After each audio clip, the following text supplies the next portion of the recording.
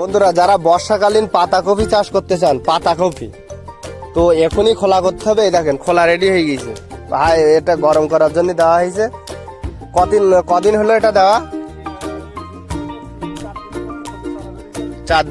4 দিন বয়সে ভাই করেছে। কতটা জমি হবে, কতটুকু জায়গা এটা?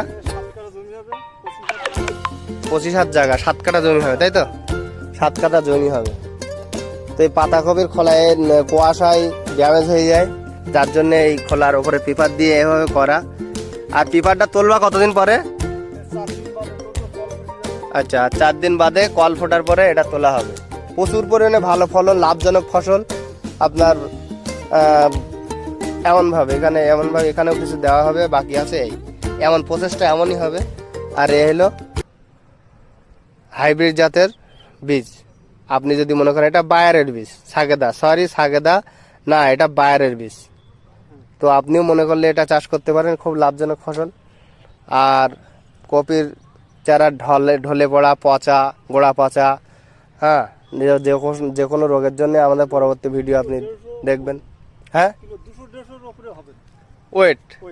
ওয়েট হবে 1 কিলো 150-200।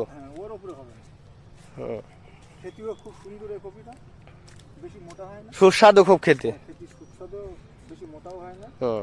ছোট ছোট আকারের হবে, ভালো টেস্টি হবে। এটা বাজারে প্রচুর টান এই মালগুলোর।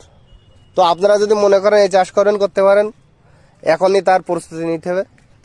তো এই ছিল বিশেষ আপডেট। ভালো থাকবেন, সুস্থ থাকবেন, ধন্যবাদ।